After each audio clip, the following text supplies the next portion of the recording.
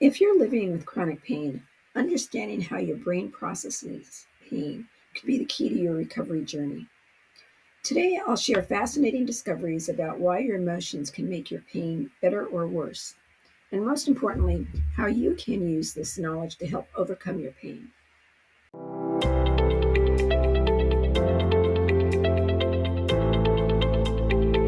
Greetings. It's nice to see you again. And if you're new here, you're very welcome. Today, we're exploring an amazing discovery in pain science: how your emotional brain influences your pain experience. Whether you're dealing with post cancer pain, autoimmune conditions, or other chronic pain challenges, understanding this brain pain connection could transform your path to recovery. Let me share 3 stories that will show you exactly how this works, and more importantly, how you can use this information to help yourself. Picture waking up each morning wondering if today will be a good day or a bad day.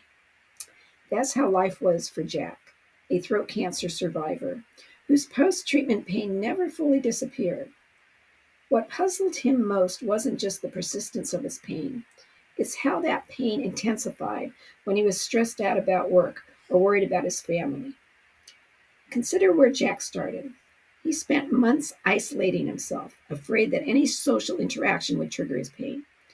Simple things like having coffee with friends became impossible as he worried about having to talk too much. But today, after he learned that he could increase his comfort with mindful exercises, he can now enjoy family dinners again. He started small, just 5 minutes of guided breathing before stressful situations. That grew into daily mindfulness practice. Now he uses simple 2-minute breathing exercises throughout his day, especially before important meetings or family gatherings. He shared that he went from avoiding life to participating in it again. Last month, he gave a speech at his daughter's wedding, something he couldn't have imagined doing a year ago. Those simple breathing exercises just didn't help with pain. They gave him his life back. Jack's experience isn't unique. The answer lies in your emotional brain, a remarkable network that processes both emotions and pain signals. Think of it as your brain's control center for both how you feel emotionally and how you experience pain. Like Jack, Julie's brain was learning to amplify pain signals based on emotional triggers. Living with severe joint pain from Lyme disease, she found herself in constant state of fear and anxiety. At her lowest point, she couldn't even walk her beloved dog anymore. The fear of seeing a tick was paralyzing.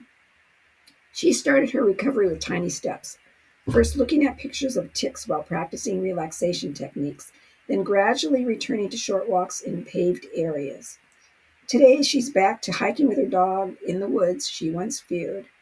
The moment she realized she'd spent an entire afternoon focusing on her dog's joy instead of her fears was when she knew real change was possible. That first breakthrough gave her confidence to tackle bigger challenges. Then there's Jeannie, living with interstitial cystitis. She used to spend hours researching worst case scenarios online, each twinge of discomfort sending her into a panic spiral. Her turning point came when she realized she could influence her pain by changing her emotional response to it. She began with just 30 seconds of gentle movement whenever she felt anxious about her pain. Those 30 seconds grew into regular exercise sessions. Now she says her proudest moment wasn't running a 5,000K. It was the day she realized she spent an entire morning gardening without once thinking about her pain. These pain-free moments, which once seemed impossible, now happen more and more frequently. Here's what's exciting about their journeys. They all started with tiny steps that you can try too. This first simple exercise when you feel pain intensifying is to close your eyes, take 3 slow breaths, and name 3 things you can hear right now.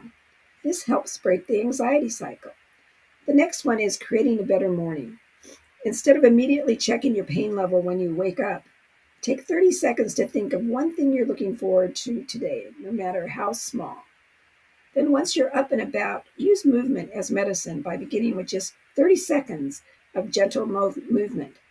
Even arm circles while sitting down count. Focus on how movement can feel pleasurable rather than threatening.